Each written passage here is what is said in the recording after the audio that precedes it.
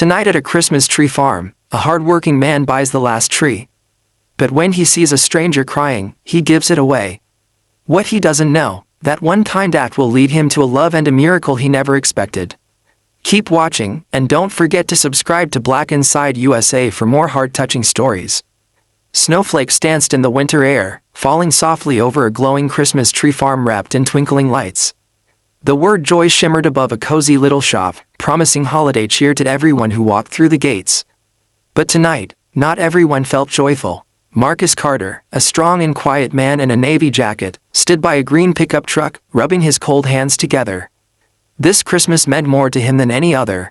It would be the first holiday since he became guardian of his 6-year-old niece, Lily.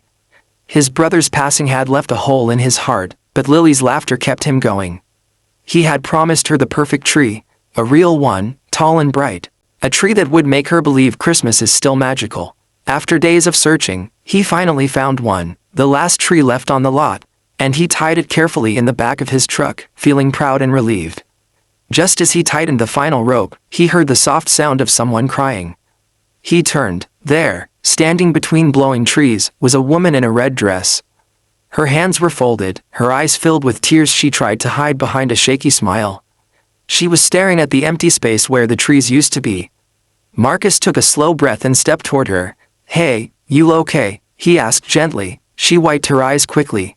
I'm fine, sorry, I didn't mean to bother anyone." "You're not bothering me," he said. "You look like you needed a minute." She swallowed hard. "I came here to get a Christmas tree. The perfect one. It was my mom's tradition.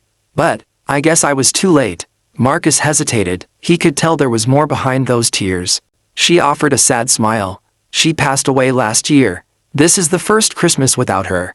But I still wanted to honor the tradition." Her voice cracked. "I just wanted something that made it feel like she was still here."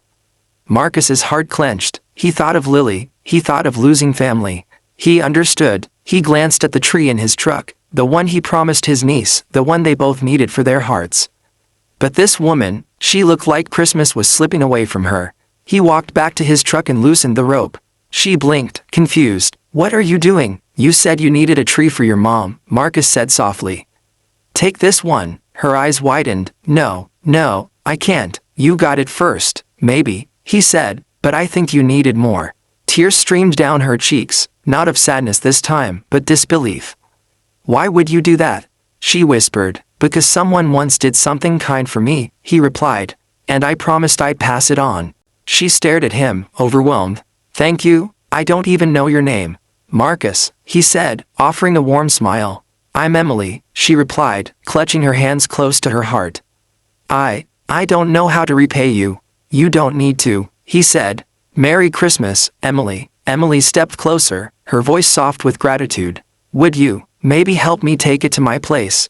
I live just down the road. I don't have anyone else to help." Marcus hesitated only a moment before nodding. "Sure, I'd be happy to." The ride, as he drove through snowy streets, Emily told stories of her mother, how she loved decorating the tree with homemade ornaments, drinking cocoa, and singing carols off-key. Marcus listened, smiling at every memory. He told her about Lily, about trying to fill the role of a parent when he was still learning how. Emily listened with the same warmth he had given her. When they reached a small, cozy cottage with lights on the roof, Marcus helped set up the tree inside near the window. Emily stepped back, eyes shining. "It's perfect," Marcus smiled. "Glad it helps." Emily touched one of the branches. "Would you like to help me decorate? It feels strange doing it alone." Marcus shook his head at first. "I should get back to Lily, she's waiting." Emily nodded, though he could tell she was disappointed. "Of course, I'm sure she's excited." Marcus paused. "Actually, do you mind if I ask my neighbor to stay with her for an hour? Maybe I could come back." Emily's face lit up like the Christmas lights behind her. "I would love that." A night of lights and laughter. Marcus returned an hour later, with Lily.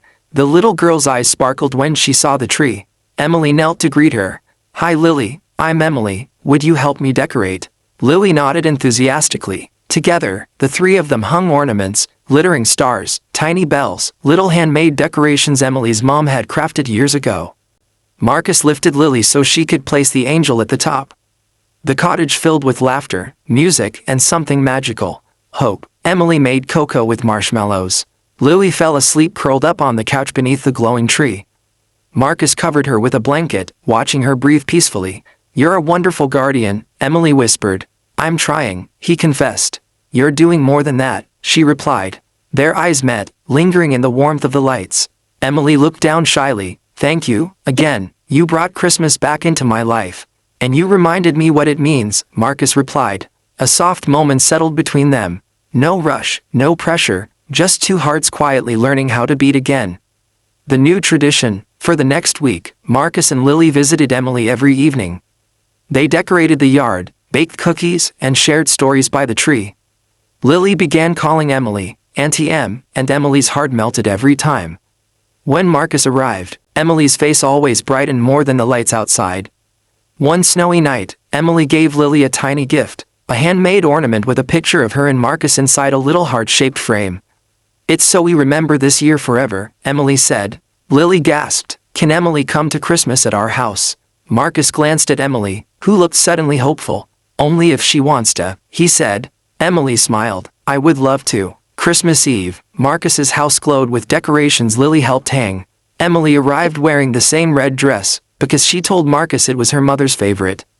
They cooked together, sang together, and Marcus found himself laughing more than he had in years. After dinner, they stood by their newly bought tree, tiny compared to the one Emily received, but full of meaning. Emily looked around. "This feels like family." Marcus took a breath, feeling emotions rise. "I never thought I'd feel that again," he said. "Thank you for being here." Emily stepped closer, her eyes soft. "Thank you for saving my Christmas, and maybe my heart too." Marcus's hand gently brushed hers. Snow fell outside the window. Lily whispered sleepily from the couch. "Marcus, kiss her." Emily laughed. Marcus blushed. He looked at Emily. "May I?" She nodded. Their lips met softly beneath the glow of Christmas lights, warm, gentle, full of promise. 1 year later, a miracle ending. A bright sign hung above Emily's cottage. "Joy, in loving memory of Mom." The tree farm had helped them set it up in her honor. Families came every year to take pictures there. Marcus and Emily stood beside a new Christmas tree in the bed of his truck. This time, there were plenty. Lily ran around in excitement, waving a handmade ornament. Emily leaned against Marcus. "Can you believe how much has changed?" He smiled down at her. "All because of a Christmas tree." She nudged him playfully. "All because of you." Marcus wrapped an arm around her as snowflakes fell. This year, they weren't alone. They were a family, and Christmas had finally brought them the love they both needed.